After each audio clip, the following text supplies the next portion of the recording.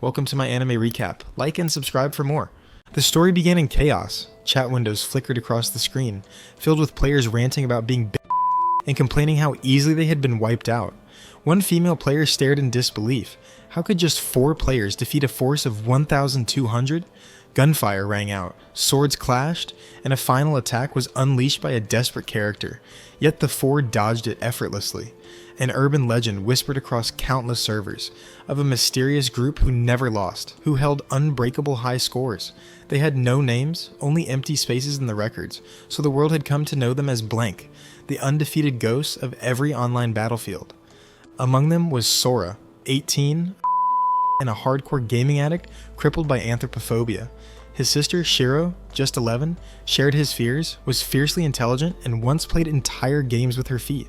Sora survived on glucose, claiming the brain needed nothing else, while Shiro, more practical, insisted that proper nutrition mattered, especially since her melons had yet to grow. Days blurred together. Exhausted, Shiro collapsed on the floor. Sora snapped, urging her to stay awake. They'd been gaming for 5 days straight, and if she stopped now, their team would fall apart. Groggily, she got up, slid the controllers beneath his feet, and went back to sleep, trusting him to carry on. The world they lived in was irrational, unfair, and meaningless. But to those who rejected that chaos, who wished for something better, urban legends were born, and that wish, no matter how faint, did not go unheard. Suddenly, a message appeared on the air screen. Sora hesitated, suspecting spam, but Shiro, curious, clicked it. The message was personal. Have you siblings ever felt as if you were born into the wrong world? That stopped them. How did the sender know them? Sora scoffed, but they clicked the link anyway. A chess game loaded. Shiro stirred, and despite her fatigue, she took her place. She was an unofficial grandmaster, known for beating 20 pros in a row. But this opponent was clever, almost human. Sora joined in. Together, as Blank, they were unstoppable. They won, barely, their eyes burning from fatigue. Another message followed. How do you feel about the world? They chose, it's a game. Then came another offer. What if there were a world where everything was decided by games? Sora didn't hesitate. We should have been born there. Suddenly, panic. Lights flashed. The voice on screen echoed, you were born into the wrong world. Let me correct that. Hands reached out from the screen like the girl from The Ring. They struggled, but it was too late. When their senses returned, a boy stood before them. He called the world Utopia, a place where games ruled everything. Sora demanded to know who he was. The boy grinned and introduced himself as Tet, the one true god. The siblings were stunned. Was this death? Tet spoke of his world's laws. 10 unbreakable covenants. 1. No killing or theft. 2. All conflicts settled through games. 3. Equal wagers. 4.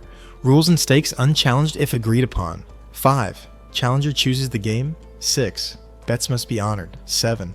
Group conflicts decided by chosen representatives. 8. Cheating meant loss if caught. 9. The first 8 rules were absolute. 10. And the most important, let's all have fun playing together. Sora couldn't believe it. Rules? When they were still free-falling in the sky? Then, a bright explosion. Tet disappeared, promising they'd meet again soon. Sora broke down. Life had always felt like a glitched game, and now, somehow, the game had answered. A long time ago, the gods and their creations had waged endless war to become the one true god. But in the end, all of them perished, except one who never joined the fight. That survivor was Tet, once a mere god of play, who rose above them all and rewrote the world in his image. Sora now understood. This world ran on games, and in this world, the Blank could thrive. Soon, the siblings were swindling men just outside of town, stripping them down to nothing but underwear. Their next destination was the human capital, Elkia. A tournament was underway, its prize, the kingdom's throne. It was the dying king's final wish, that the best gambler would rule. Among the competitors was Stephanie Dola, the king's granddaughter, barred from inheriting the throne due to her grandfather's will. She was up against Clammy, a purple-haired girl who'd been defeating players all day. The crowd had nearly vanished. In the shadows, a woman invited Sora to a game. She offered small stakes, but he raised it. He bet himself and his sister. Shocked but intrigued, the woman agreed and wagered all of her gold coins. The game began. Sora and Shiro seemed to be losing, until they flipped the match and crushed her. She raged, confused and humiliated. Sora only smirked, just a humble outsider, he said. He had cheated, but not caught, so it was fair. Rule 8. That night, they spent a single coin for 4 days in a hotel room. They unpacked their gear and watched the tournament. Stephanie had lost, cheated by Clammy. Too late to stop it. As the two lay back in their temporary room, Sora pondered aloud. Why did isekai protagonists ever want to return to their old world? Shiro nodded. They both knew the truth. This new world was the game they had always wanted to play, and now it was time to take it seriously. Stephanie, the king's granddaughter, visited Sora and Shiro, her face flushed with frustration and sorrow. She demanded to know why they hadn't told her Clammy had cheated in the game. Tears welled in her eyes as she lamented losing her only chance to inherit the throne. Sora responded coldly, calling her simple-minded, hot-headed, and overly cautious.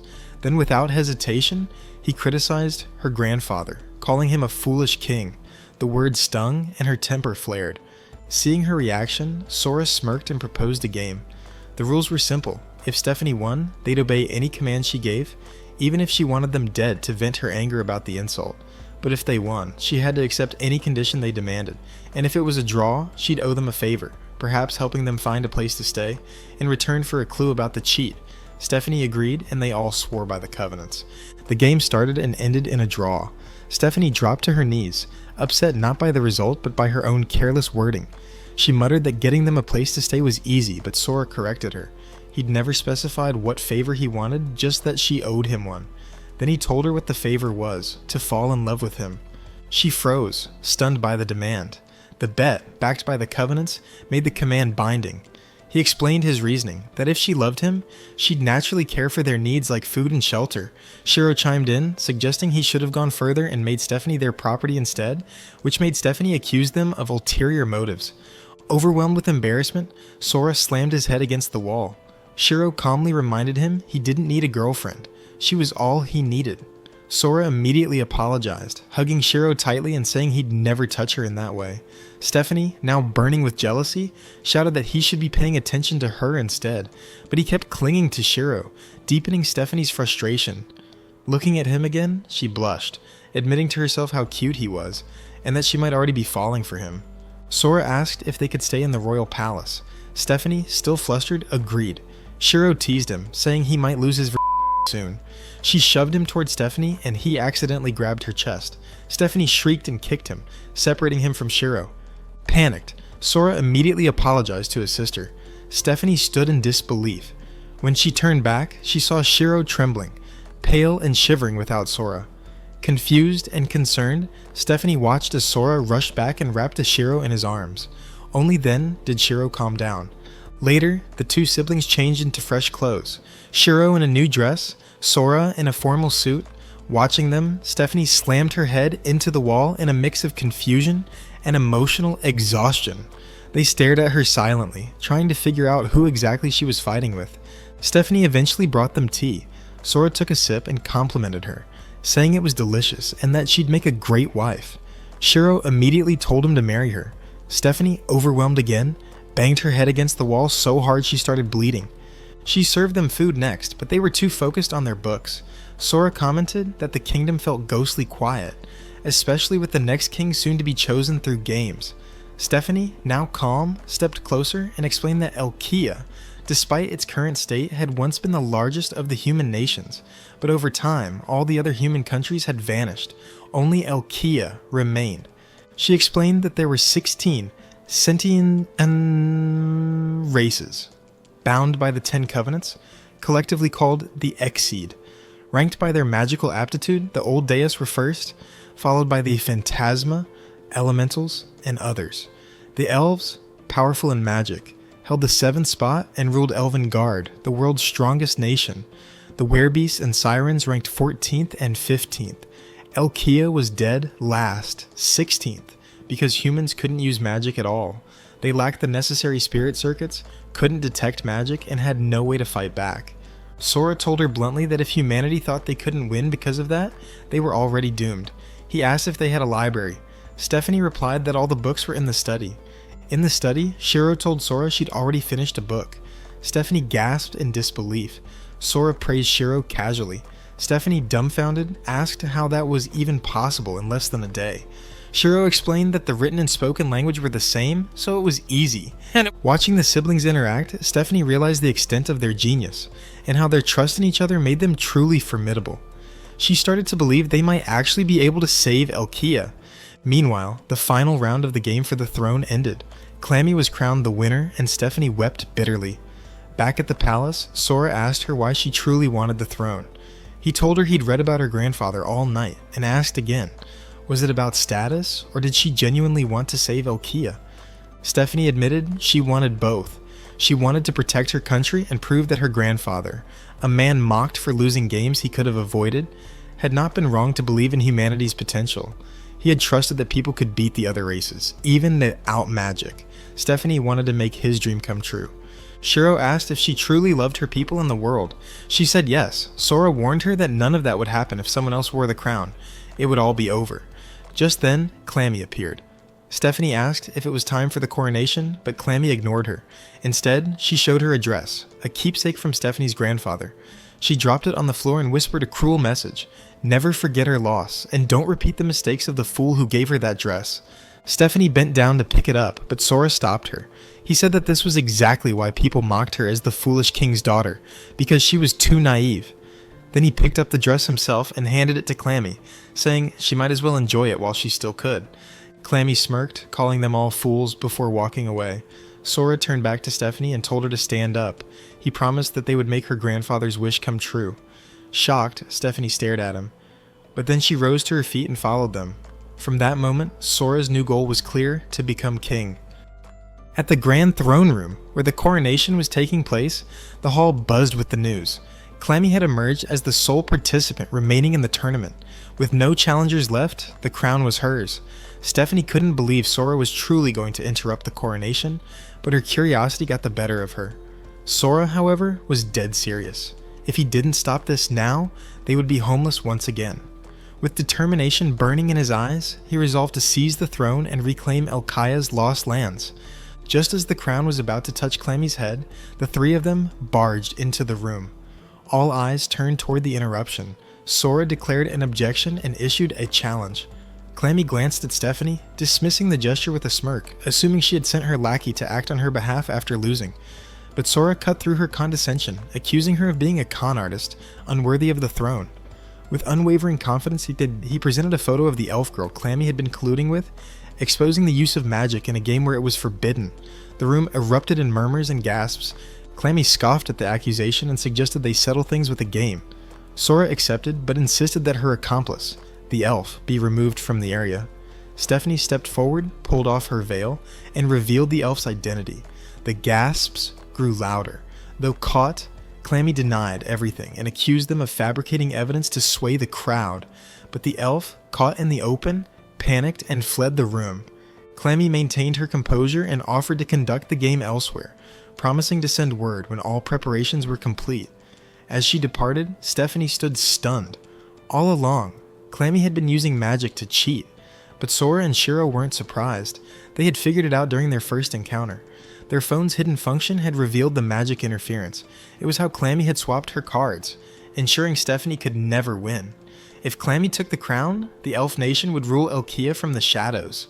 Later, in the elf's presence, Clammy assumed the siblings must also have powerful allies and assured her partner everything would be fine. But Sora and Shiro knew better.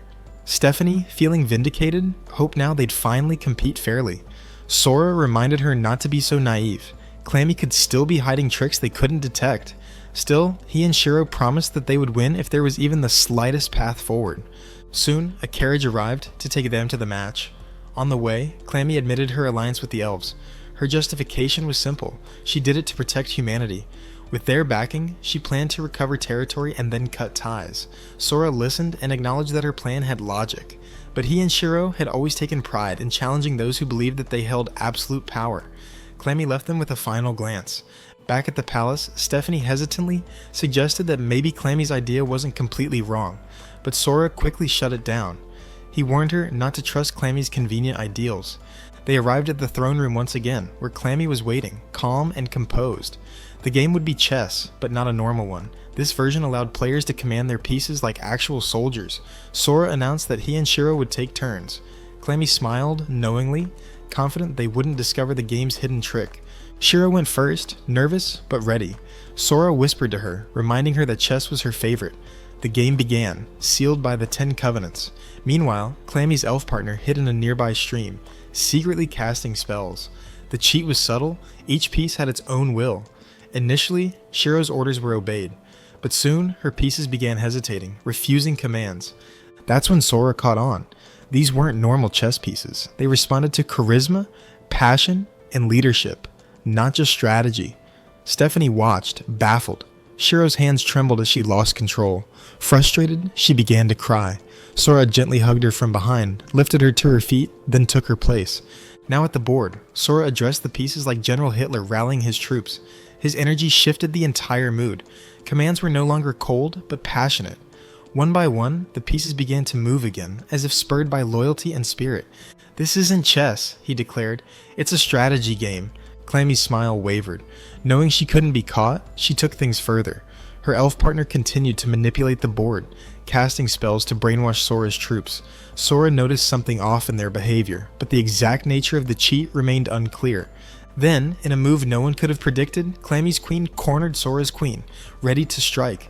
But instead of commanding defense, Sora dropped to one knee before the enemy queen and praised her Kardashian body. The crowd held its breath, the piece, enchanted by his words, hesitated, then dropped her sword. Clammy's eyes widened. She shouted for the queen to attack, but the piece ignored her. Instead, she turned and joined Sora's side. He stood calmly, flashing a confident grin. "There's more than one way to win," he told Stephanie, even without fighting. Sora had been thinking far ahead, beyond just winning a game. He imagined a third force rising within the conflict, an unexpected revolt that would turn the tides. That's why he'd said they could win without fighting. In his eyes, Elkia's only chance for survival was to be led by someone who could make the impossible possible. Humanity, Imanity, was the weakest among all 16 races in Disboard. But that weakness had become their greatest teacher.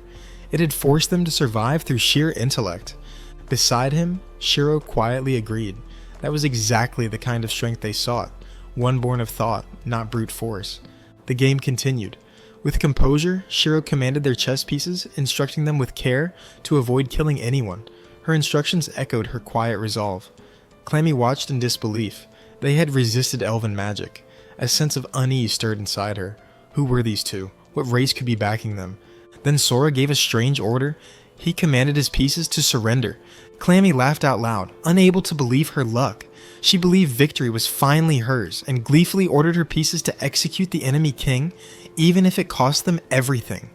Stephanie gasped, frightened and confused, struggling to believe there was still any hope. But Sora remained calm. He explained that tyrants, those who ruled through fear, were always undone by the very people they controlled. It was almost a universal rule. Often, it wasn't soldiers who ended such rulers. It was someone outside the chain of command. And in that very moment, that same fate played out on the chessboard. Clammy's king was defeated, and she fell to her knees in disbelief. Blank had won. The room was stunned into silence. Stephanie looked on, speechless. She had truly believed they couldn't win. Then, she remembered her grandfather's words. His belief that one day, someone would come who could recognize strength and weakness, and that person would become the beacon of hope for all of humanity. Tears welled in her eyes. Sora turned to her and said softly that her grandfather had never been wrong to believe. With this victory, he would never again be remembered as a foolish king. Overcome with emotion, Stephanie thanked them with tears streaming down her cheeks. Clammy approached slowly, disbelief carved into her face. She asked them what trick they had used. How had humans managed to beat elven magic without any outside help?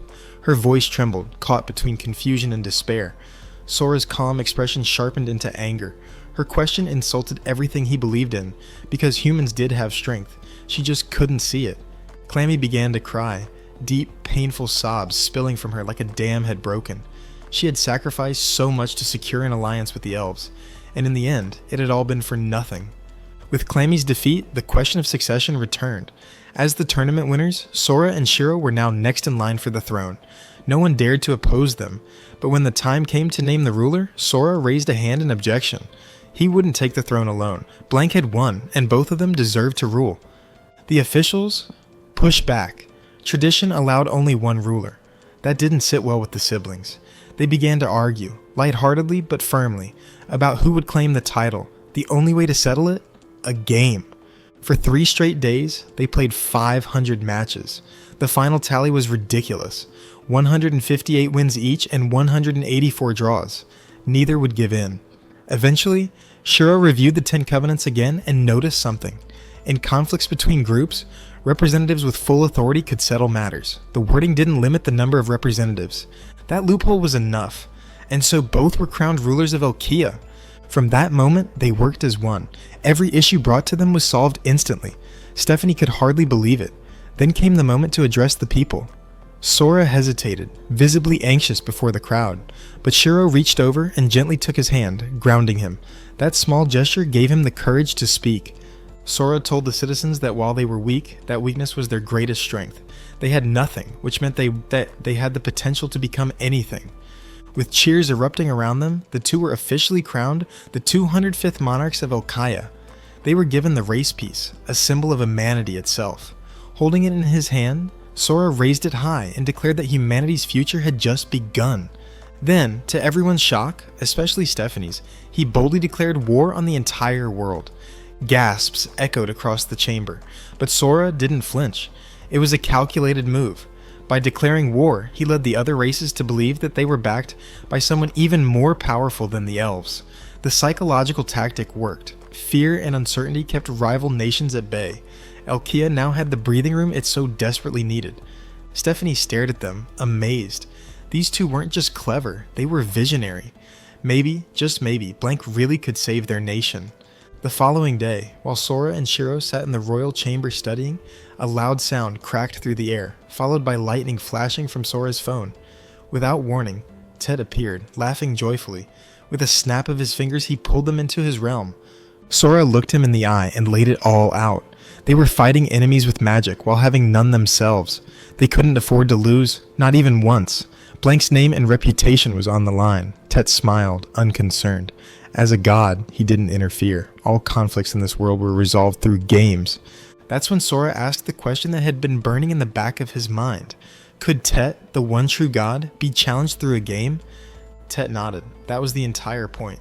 He had chosen 16 races, just like 16 pieces on a chessboard. If Blank could defeat them all, they could face him in the final match. Sora smirked. They hadn't lost yet, not even in the chess game they just won. Tet admitted he was impressed. It was hard to believe they came from another world, but even harder to deny their potential. He looked forward to the day they would meet again at the board.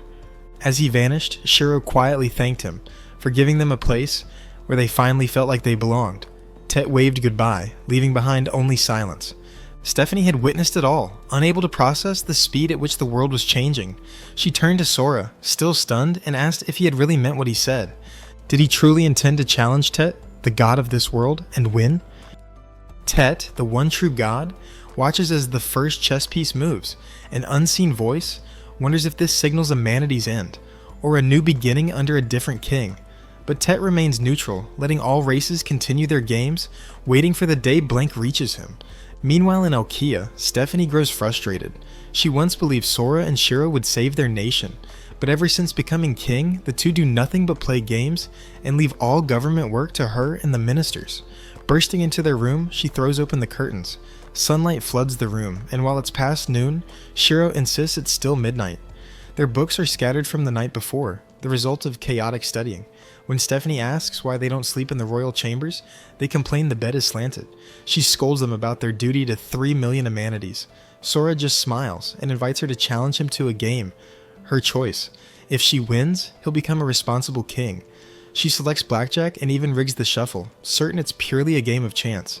But in the end, Sora wins. Stephanie is crushed. She cries, recalling her grandfather's words about the weak using wit to defeat the strong.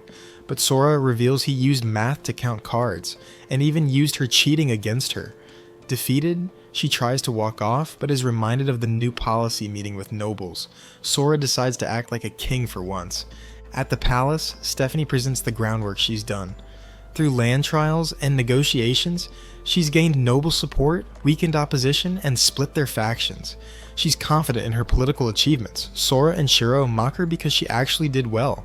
Frustrated, she reminds them she graduated top of her class. They tease her again, reminding her about the penalty for losing.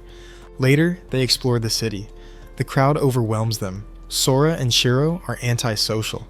People stare, but Sora thinks it's because of them. Stephanie explains it's her outfit. They dressed her in animal ears with a butt plug tail as punishment. The public now thinks she's a werebeast. Intrigued, Sora looks them up. Ranked 14th among the Exceed, the werebeasts can read minds and rule the Eastern Federation. Sora imagines an animal harem paradise and declares his next conquest. Stephanie warns him of their strength, but he brushes it off. They leave her tied up and wander off for snacks. The donuts are disappointing, and Sora praises Stephanie's cookies. She catches up with them, furious. Sora jokes, asking where she's been. She vows to beat them in a game. Wanting a game of pure chance, she proposes guessing the gender of the next passerby. She loses again. Shiro reveals they used local population stats to win. Stephanie is stunned that they apply research to everything. Determined, she challenges them repeatedly, losing every time, along with her clothes. But she presses on, saying that winning would make the losses worth it. Her next game is to guess how long a nearby bird will stay. She says 30 seconds. Sora screams, 3, scaring the bird away. Stephanie protests, but Sora reminds her she never set any rules. Shiro advises her to give up. Deflated, Stephanie wonders why she's so unlucky.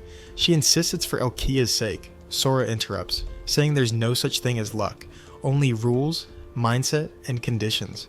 Games are unpredictable, yet inevitable. With enough knowledge, even slim odds become certainty. He explains humanity always loses because they know too little. Even now, they can't challenge the werebeasts because they lack information. The palace holds nothing useful. The city has no library. Sora and Shiro have been studying, not slacking. Stephanie urges action, even if it means sacrifice. Sora warns that one wrong move could end everything. He confirms that Elkia is in real trouble. As they walk off, she realizes she misjudged them. Sora pauses and praises her reforms, clapping for her. It's the first time they thank her. Stephanie tears up. They vow to save Elkia together. Suddenly, it gets dark. Snow falls, and the sky reveals something incredible. Avantheim, the floating city of the Phantasma, second ranked of the Exceed. The trio is in awe. Stephanie explains that 5 years ago, a Flugel took over Elkia's National Library after defeating her grandfather in a game. Sora is outraged that someone wagered their entire store of knowledge. Ranked 6th among the Exceed, the Flugel were once made to hunt Old Deus during the Great War. Sora, Shiro, and Stephanie set out to find her. Sora can't believe one lives so close. Stephanie tries to stop them, warning how dangerous a Flugel is. But since the library holds the data they need, it's a risk worth taking. Sora tells Stephanie to stay behind if she's scared, but she joins them anyway. Together, they prepare to begin their world conquest, starting with the Flugel. The Flugel introduces herself as Jibril and immediately asks why King Sora and Queen Shiro have come to see her. They're surprised she already knows who they are. Without missing a beat, Sora demands that she hand over the library.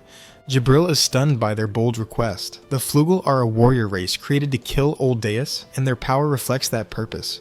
Inside the massive National Library, she asks if they intend for her to treat their demand as a formal challenge to a game. Sora answers yes. She explains that before the 10 Covenants were established, the Flugel collected severed heads. But with violence now forbidden, they treasure knowledge above all else, even their own lives. That means Sora is effectively asking her to stake her life. So she demands to know what they're offering in return. Realizing the value knowledge holds for her, Sora bets over 40,000 books from their world. Jibril is instantly hooked. She assumes they're bluffing. Sora then shows her his phone, filled with digital books he studied for quizzes back in their world. Encyclopedias, medical journals, philosophy texts, Playboy, and much more. Jibril, fluent in over 700 languages, drools over the unknown script she can't read. She questions whether they're really from another world, knowing how much energy it would take to summon living beings from one.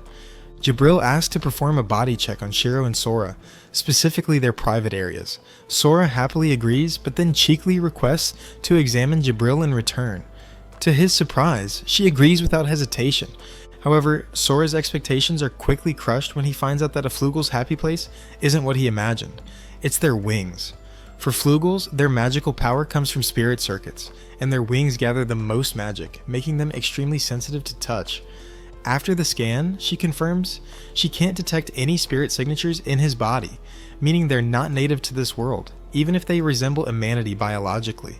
To her, they're a fresh source of unknown knowledge. She's thrilled and finally apologizes for being rude. Jibril admits she has nothing of equal value to the 40,000 books, so she bets herself. shocking them both. She even asks Sora to add visiting for tea to the wager because she wants to learn more about them. Sora is skeptical, wondering why she already sounds like she's won. He offers to raise the stakes even further, and she agrees instantly, confident they can't beat her. She explains the game, Shiratori with a twist, materialization, Shiratori. Each word must be new and causes the reference object to either appear or disappear. A player loses by repeating a word, failing to respond within 30 seconds, or being unable to continue. Any language is allowed, but fictional terms are off limits. After the game ends, everything reverts to normal. It's a contest meant to demonstrate the player's knowledge. Sora agrees to the terms and requests to play with Shiro as blank. Jibril accepts, but adds that anything summoned during the game can kill a player, making Stephanie's heart skip a beat. The game begins. Sora starts by summoning a hydrogen bomb, shocking Jibril. She counters with the Eternal Fourth Providence, causing it to vanish. The match escalates with more and more complex words along with some sexy beach time and huge watermelons, until it seems like they're creating a new world from scratch. Eventually, Sora realizes that Jibril isn't well versed in atomic theory. He uses that against her. He says oxygen, removing all oxygen from the air. Jibril counters with air, returning the oxygen, but removing all other gases. Now, only toxic oxygen remains. She assumes the conditions will affect them, but Sora and Shiro kiss, sharing their breath. Then they exhale and summon the atmosphere. Suddenly, the vacuum created causes a deadly effect. Air in their lungs begins expanding, risking internal rupture. But they had already exhaled completely before making the move. Jibril is silenced. In a vacuum, no sound can be made, so she can't respond within the time limit. She barely escapes that trap. Next, Sora shows her a paper they wrote the word empty-headed academic on and flips it over to reveal Coulomb's force. It makes her mentally blank. She can't think of anything. That was the final blow. Earlier, Sora had summoned a hydrogen bomb just to test if she was familiar with it, gathering intel. Everything else was a setup to distract her and execute his real plan. Jibril admits that humanity may not be weak after all. When the game ends, Stephanie is furious. She almost died earlier. Sora praises her for holding it together. Jibril appears, humbled and defeated. She calls Sora a madman, saying no sane person would strategize on a level capable of challenging a god. That's when Sora reveals the truth. Tet, the one true god, is the one who brought them into this world. Jibril finds that hard to believe. But now, they have the library, and Jibril herself. Still, Sora lets her keep access to both the library and the books on his tablet. Jibril kneels before them, acknowledging Sora and Shiro as her new masters in place of her former one. They accept her loyalty, officially making Jibril part of their team. Back at the palace, Stephanie washes Shiro. Shiro tries to resist, but Stephanie's melons are just too soft. Jibril interrupts with her KY jelly shampoo and goes after Shiro, but Shiro commands her to stay away. Sora can't believe Shiro already has complete dominance over Jibril. Stephanie doesn't enjoy that she's getting used to all this ridiculousness. Jibril prepares a kitchen just for her master, Sora, and brings Stephanie along. Seeing all the ingredients, Stephanie is amazed by the large supply of sugar and butter. Jibril tells her she can make anything she wants, and Stephanie feels excited, knowing she can bake freely. But then it hits her. Sora wanted her to bake from the start. That's why Jibril brought her here. She feels tricked. Meanwhile, Clammy's elf friend visits. Clammy offers her food, but the elf asks for clothes instead, though she ends up eating anyway. Clammy mentions that Alkea's living conditions have slightly improved since Stephanie started carrying out the new ruler's policies, calling her a shameless puppet for Sora and Shiro. However, the elf knows Clammy secretly rehearsed an apology because she feels guilty for how she treated Stephanie. Clammy is shocked she knew. The elf girl then reveals Sora and Shiro defeated a Flugel and are eyeing the Eastern Confederation next. At the palace, Sora asks Jibril to explain everything she knows about the Eastern Confederation. Jibril says the werebeasts were in a civil war for years, due to tribal physical differences. But then, a shrine priestess rose and united them, forming the third largest country in the world, the Eastern Confederation. Sora imagines it's full of animal girls and dreams of having them. He depends on Jibril's knowledge for their strategy. Jibri says she once challenged the werebeasts and lost, so she doubts their chances. Clammy tells her elf friend she believes Alkea might gain the Eastern Confederation's support. After all, the elves challenged them 4 times, and lost, but Sora beat both them and the Flugel. That alone suggests he has a shot, and if he pulls it off, he could outsmart even elves. Still, Clammy doubts humanity can beat high-ranking races alone. Sora wonders what kind of game the Eastern Confederation used to beat even the Flugel and Elves. Jabril explains that challengers must wager all memories of the game.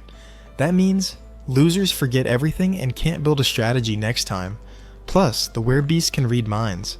Sora asks why they have so much land despite so few challenges. Then they learn another race besides the Flugel and Elves have challenged them in the past 10 years. Sora thinks whoever did that must be insane. Jabril teleports them to Elkia's former embassy and reveals it was Elkia that challenged them last. Back at the palace, Sora explodes in frustration and disbelief when he learns Stephanie's grandfather bet half of Elkia's territory in the challenge. He thinks he must have been a fool to do that with no strategy. Stephanie defends her grandfather and, overwhelmed, runs out crying. Shiro scolds her brother for going too far, but he insists he was just being honest. In her room, Stephanie holds a key her grandfather gave her. She remembers him calling it the key to something precious, her virginity, or perhaps the key of hope.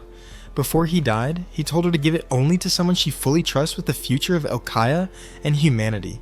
Alone, Stephanie swears never to give the key to Sora. Suddenly, Jabril appears and tells her to go to the library. That night, Stephanie goes. Shiro sleeps while Sora keeps reading. He shows Jabril a map of the 8 regions the king wagered. The 8th region is valuable, and Sora suspects there's a reason the king stopped there. Maybe he kept his memory and achieved something. Jabril wonders why he's thinking so hard about a human. Sora admits he doesn't believe in humanity. Stephanie, hidden in the library, is stunned. Sora says humans are vulgar and stupid, himself included. Hurt, Stephanie tries to leave, but hears him add that he believes in their potential, and people like Shiro and Stephanie are proof.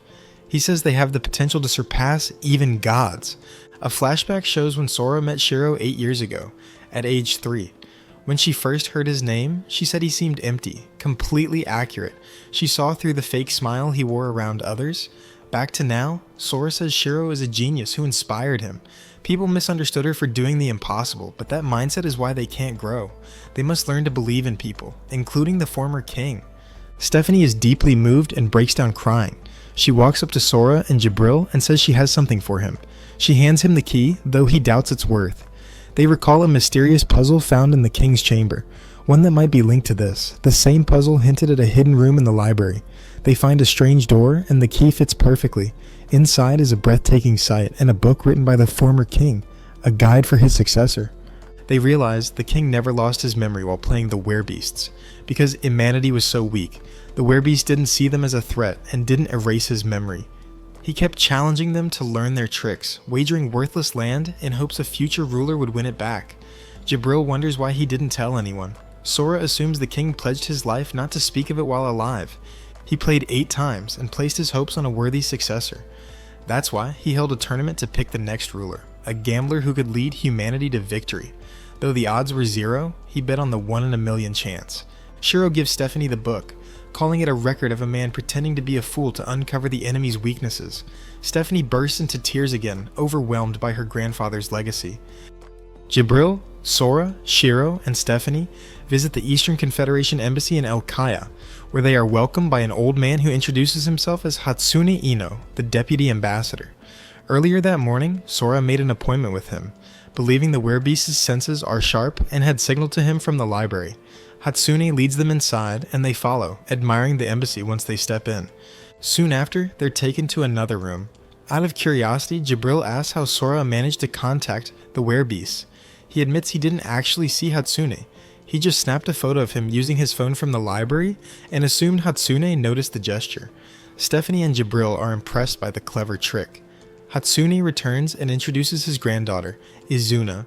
The group quickly becomes friendly with her. When it's time for business, Hatsune asks why they've come. Shiro replies they shouldn't need to say. After all, the werebeasts can read minds. Hatsune insists on a formal declaration. Sora boldly announces they want to play a game, wagering Izuna's panties, and in return, they'll bet Stephanie. Hatsune is enraged and threatens to kill them. Shiro calmly points out that if he could really read minds, he'd have known they were joking. It proves the mind-reading rumor is false. It's just cold reading, something Sora also excels at. With that, Sora and Shiro issue a formal challenge between their nations, demanding the Eastern Confederation wager their entire territory. Stephanie nearly faints, and Jabril, still unsure, asks what they're trying to achieve. Sora explains they're testing the werebeasts. 50 years ago, the Eastern Confederation advanced their technology rapidly. The Elven Guard attacked before they could take land, but were tricked into an unknown game and kept losing. No other race wanted to challenge them after that. Shiro begins breaking down the mystery. First, the werebeasts erase their opponents' memories of the game to ensure repeated victory. Second, the elves challenged them 4 times, trying to deduce the game, but kept losing. They stopped at the 4th attempt, possibly because they realized the game was unwinnable, or they figured it out but couldn't understand how they still lost. Third, the game the werebeasts use is a video game, one that allows cheating. Jibril had played this game before but didn't recognize it because her memories were erased. Even though the game was displayed at the entrance, she couldn't recall. The rumor about mind reading only exists to cover up their cheating. Fourth, Sora and Shiro don't explain how they figured this out. Instead, they ask Hatsune. His first guess is the previous king. Sora responds that their failure to discover the truth from the previous king proves that they can't read minds. He also suspects the werebeasts might reject the game, so he wagers their race piece to show the world that his theory is right. Everyone is shocked, it seems extreme, but Sora is confident they'll win. Hatsune is confused and doesn't know what to think, so he postpones the official game approval. With that, they all return to the palace. Back in the palace, Stephanie vents her frustration and fear of losing. She regrets trusting them with her grandfather's legacy. Meanwhile, Jibril praises their boldness and respects her master more. But Sora and Shiro realize neither of them fully understands their plan. Now they see why Tet called this world boring. Still, they ignore the misunderstanding and promise they'll win. In the next scene, the citizens react with fear, worrying about the danger. Sora dismisses them as cowards. He waits for someone no one else sees. When the figure appears, Sora quietly tells Shiro he's going to retrieve the final piece needed to conquer the Eastern Confederation. He walks away and disappears. Let's rewind a bit to how the duo known as Blank first met. Long ago, a superhuman girl genius, Shiro, was entrusted to an institution before she was even a year old. By then, she had already learned how to speak. In her new home, Shiro is introduced to games, presented as intelligence tests, but she never enjoys playing with anyone. 2 years later, she reunites with her mother and meets a boy 7 years older than her. He wears a blank, artificial smile. That boy is Sora. Beneath the smile, Shiro sees it. He's completely empty inside. From that moment, they became brother and sister. Back to the present, after Sora's mysterious disappearance, Shiro begins struggling to recall his presence even though she knows he exists. She searches all over the palace. Oddly, Jibril has no memory of Sora and only sees Shiro as her master. Everyone else has also forgotten him. Only Shiro remembers, but she isn't sure anymore, making her appear insane to Stephanie and Jibril. They assume Shiro lost a game, which altered her memories. They propose to challenge her to a game, asking her to wager this false existence of Sora. Stephanie even pleads with her to lose. As they begin playing, memories of Sora flood back into Shiro's mind. She tries convincing herself they're fake. She even resolves to lose, until she suddenly feels Sora's presence. He appears, holding her, reminding her that Blank never knows defeat. She recognizes him. The truth hits her. They are the undefeated Blank. Shiro wins the game and confirms aloud, Sora really does exist. She questions the others about the missing memories. Neither can recall anything from the past day and a half. Shiro reasons that Sora must have been in a game, one where the rules erase a person's existence. Because Sora is their ruler, the spell affects the citizens too, and Jibril, as his subordinate, is no exception. They're left wondering what kind of a game could do this. Then, Shiro remembers his last words, "We'll always be together." Hearing his voice, she follows the sound. She tries to piece together everything Sora said before vanishing, eventually recalling he mentioned retrieving the final piece needed to defeat the werebeasts. She suspects that piece is an elf. Suddenly, she understands. It's a game where existence itself is at stake. Her connection to Sora helps her grasp this, right before she faints.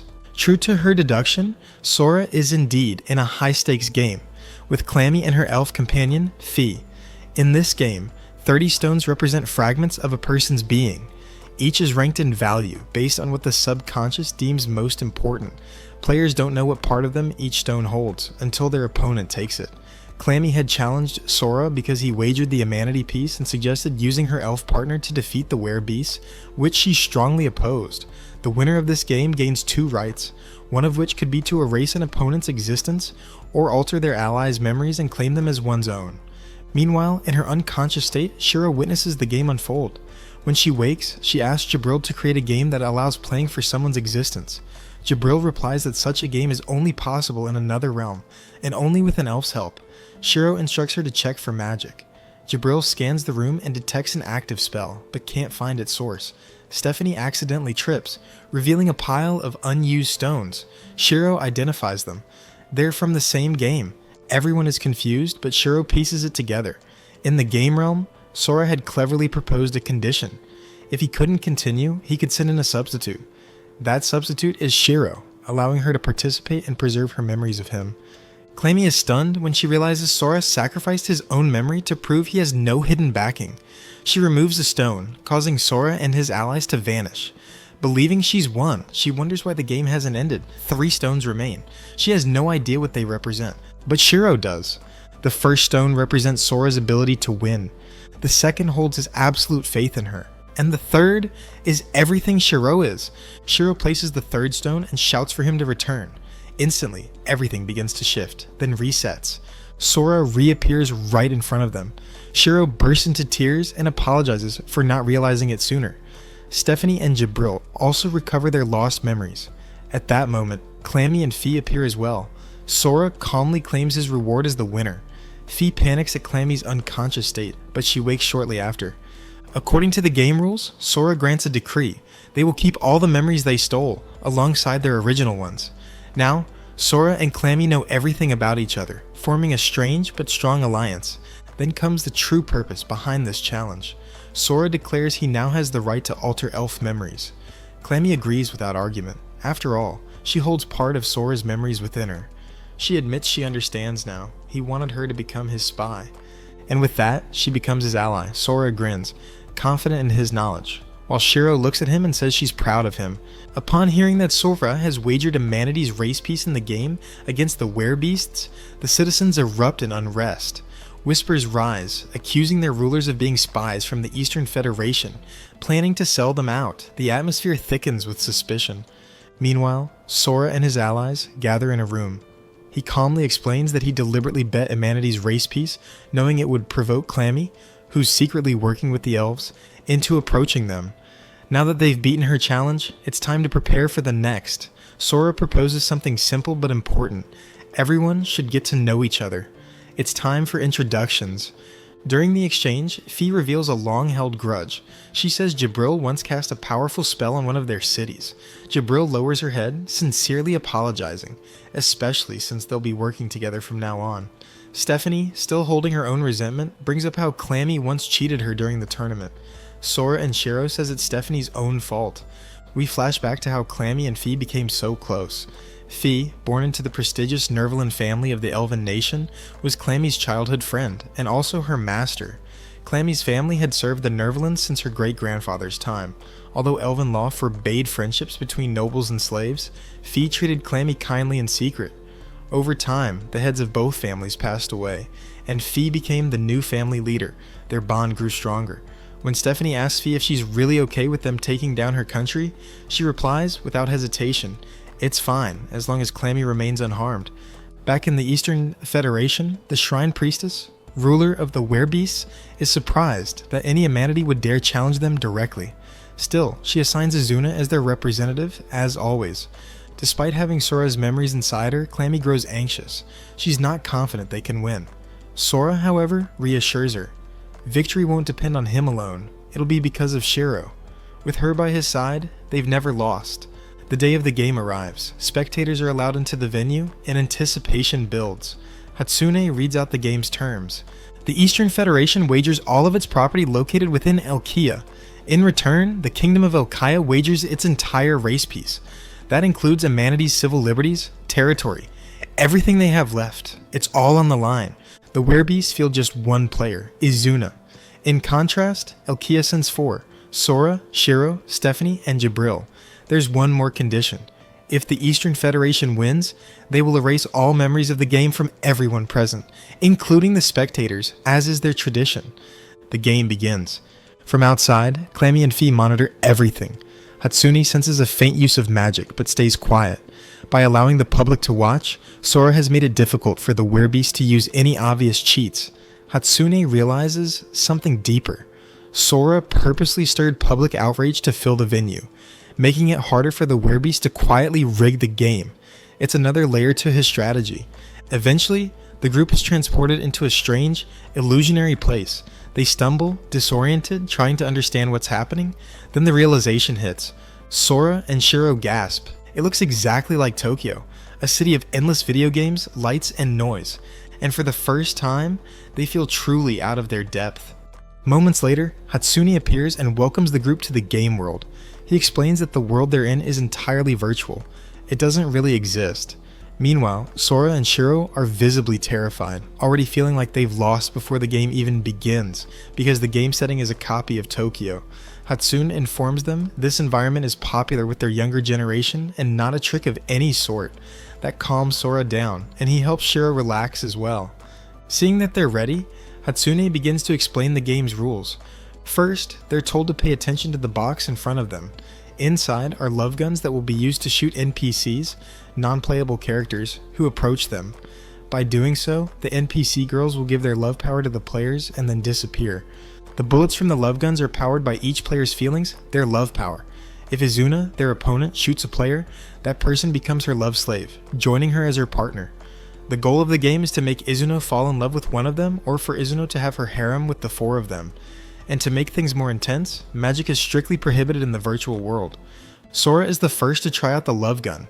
He discovers that firing the gun drains his love power. However, he can replenish it by shooting NPCs. If an NPC touches a player, that player's love power also decreases. Stephanie quickly falls victim to this rule. She gets touched and loses all of her love power. With no love power, you can't fight, and the NPCs stop targeting you. Additionally, players can shoot their own teammates to share love power or rescue them if they've been claimed by Izuna. Before Hatsune finishes his explanation, Shiro shoots Sora and he temporarily falls in love with Shiro, expressing his desire for her petite waifu body. Jibril then shoots Shiro, expressing her joy for a love triangle. The game kicks off in full force, and the arena bursts into a chaotic yet colorful shootout. Shiro and Izuna quickly become locked in a one-on-one duel, impressing everyone. Izuna is amazed by Shiro's precision and raw skill. Just like the rumor said, she truly is a supercomputer in human form. Her calculations are lightning fast, allowing her to track enemy movement patterns and predict future actions, including their rate of fire. But Izuna's no slouch either. Her athleticism lives up to the werebeast reputation. At one point, she spots Sora from a great distance, even though he's hiding silently. That's when Sora realizes something is off. They're being cheated. But it's not magic, it's Hatsune, secretly feeding Izuna real-time information about everyone's positions, giving her an unfair advantage. It's a subtle con, nearly impossible to prove. With their original plan falling apart, Blank is forced to improvise. And now, Shiro takes the lead. Oddly, she simply sucks her finger and begins drawing something on the ground. Even so, Sora doesn't question her. He trusts her completely. Once she's finished, she looks up at him and says to believe in her, because what happens next won't make any sense. Suddenly, Izuna fires a shot at Sora, but Shiro dives in and takes the bullet for him. By the rules, she becomes Izuna's partner, now fighting against Sora and the rest of their team. But Sora remains calm. He knows this is part of their plan. It's Blank's signature unpredictability at work again. Sora commands Jibril to fight Izuna to buy himself some time. She gets overly delighted and serious. Izuno finds Jibril but misses her shot. Jibril meets Izuno on a rooftop. Jibril and Izuno clash. Now it's Shiro versus her brother. Sora runs away, trying to dodge Shiro's attacks. Eventually, Shiro catches up to Sora on the roof. She aims her gun straight at him while Sora charges forward, ignoring her shots. He tackles Shiro off the roof and manages to fire back, and by the rules, she temporarily becomes his love slave. That's when Izuna rushes toward them in excitement. But Shiro instantly spins around and points her gun at her, fully active, with no sign of being fazed by Sora's earlier attack. That's when Hatsune realizes the trick. Sora had only hit Shiro's G-string. Clothes can be used as shields in the game, meaning Shiro never actually took a full hit.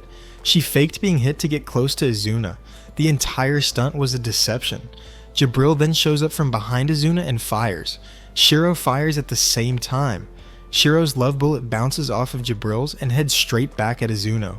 Izuna turns around in disbelief, but instead of being angry, she laughs and transforms. To her, the game just got a lot more fun. Izuna suddenly transforms into a monstrous form and launches an attack against Blank using her secret ability, Blood Break. It's another cheat from the werebeast. With this power, she's able to surpass all physical limitations, a gift possessed only by a rare few of her kind. Sora and Shiro run for their lives, dodging her relentless barrage of shots, but she's far too fast, her moves chaotic and unpredictable. That's when they realize the true cheat behind the werebeast's strength. Hatsu's watches, confident the game is already over. The power gap is too wide, and for the first time ever, Blank is shaken. No precision, no tactics, no edge, just chaos. Amid the storm, Sora whispers to Shiro that she can count on him, but Izuna's bullets strike true, knocking them unconscious. Clammy panics. Everyone watching, including Hatsuse, who monitors their vital signs, assumes the match is over. Izuna reverts to normal, confident of her victory. Then, a gunshot echoes and hits Hatsuse. Shock floods the arena. It's Stephanie. Sora and Shiro rise to their feet, stunning everyone. Hatsuse stares in disbelief as Sora begins to explain the secret behind their comeback. Even though the werebeasts are said to possess a sixth sense, they didn't detect Sora and Shiro's real plan. When Shiro deflected her shot off Jibril, she wasn't aiming at Izuna, she was aiming at Stephanie, who was unconscious and being carried by an NPC. They had analyzed the NPC's movement patterns, since those entities made no sound. And since Stephanie was unconscious, she gave off no hostile intent, causing even Hatsuse to overlook her. But before the game started, Sora used a covenant to command Stephanie to follow every instruction Shiro wrote on the ground, while also making her forget she had ever received that order. When Shiro drew in the dirt earlier, she had instructed Stephanie to wait until her love power was recharged and then shoot straight ahead at the right moment. With their setup complete, they only needed to predict NPC routes and steer Izuna accordingly. Hatsuse admits, it's as though they weren't just calculating, they were seeing the future. He confesses that he was feeding Izuna information through their heart rates, but Sora explains that in games, only two strategies exist, advancing your plan or reacting to your opponents. The winner is the one who controls the initiative, and that's Blank's secret to victory every time. Grudgingly, Hatsuse announces them the winners, with Stephanie unexpectedly becoming the MVP. Jibril, too, had played her role flawlessly. As for Izuna, tears streamed down her cheeks, not just from losing, but from the fear of what her loss means for the werebeasts. Still, she admits the match was fun. Competing against opponents she couldn't beat no matter how hard she tried made the game more exciting. Sora and Shiro offer to be her friends. She accepts with a smile, vowing not to lose next time. Clammy, too, has a change of heart. She finally believes in humanity's potential. The next day, Stephanie reports that the werebeasts have already evacuated their important personnel and technology from the continent, but Sora is unfazed. He knew this would happen. In fact, he had done the same for Elkia. He let them go because the game isn't over yet. Later, the Naruto-looking shrine priestess of the werebeasts invites Sora and Shiro to her place. Since they've lost all territory, she proposes a new challenge. She accuses Sora of revealing the secrets of their game to the elves by asking them to spy during the match. He even brought in Avant-Heim, Jibril's former master. Humanity now has the support of both the elves and the Flugel, powerhouses beyond the werebeast match. Despite everything, she's not bitter. She challenges Elkia again. Sora happily accepts and proposes a coin toss to decide things swiftly. The shrine priestess chuckles bitterly, realizing that everything she built over the past 50 years could be undone by a single flip of a coin. They declare their bets. If Sora wins, the Eastern Federation will surrender all its territory to Elkia. If the priestess wins, the werebeast will be guaranteed rights and resources. Before the toss, she makes Sora promise to treat her people, including Izuna and her grandfather, fairly, no matter the outcome. Sora agrees. She calls heads, he takes tails, the coin flies. Just before it lands, the shrine priestess activates her blood break form, using her enhanced perception to read the coin's trajectory. She confidently predicts tails, but when the coin lands, it's a draw. According to the terms, if they both agree, then that means both conditions must be fulfilled. Elkia becomes the ruler of the werebeasts, but they must also honor the rights and needs of the werebeasts. The priestess is stunned. She asks Sora if his real goal is to conquer the world, but he simply grins. His motive wasn't to crush the werebeasts, but to acquire his isekai harem of animal girls. Still concerned, the priestess asks about the elves. Now that they know the werebeast secrets, won't they attack? Sora reassures her. He had already altered Fee's memories before she could report anything. Remember when he played Clammy and won the right to alter Fee's memories? That was all part of his plan. He was preparing for this very moment. Even if the elves move against them, they'll lose too. That's how far ahead Blank thinks. Later, the priestess asks what Blank's next move is. War with another country? But Sora shakes his head. That's not the goal. Their aim is something far more ambitious. To defeat Tet, the one true god. She laughs, thinking it's a joke. But they're serious. They explain. 1. Why do all race pieces have the same shape? 2. Why are there exactly 16 races, collectively known as the Exceed? 3. What are those mysterious objects on the horizon? 4. Why is the 10th Covenant? Let's all have fun playing. A non-binding rule?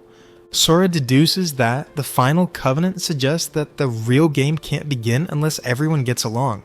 Every race, no matter how proud or wise, must use all their intelligence, resources, and logic to build a tower of wisdom and prove their worth. Somewhere beyond it all, Tet watches.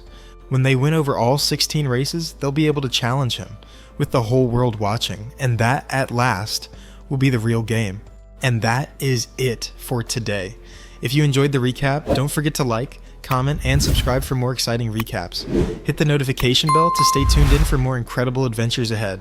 Until next time, stay thirsty, my fellas.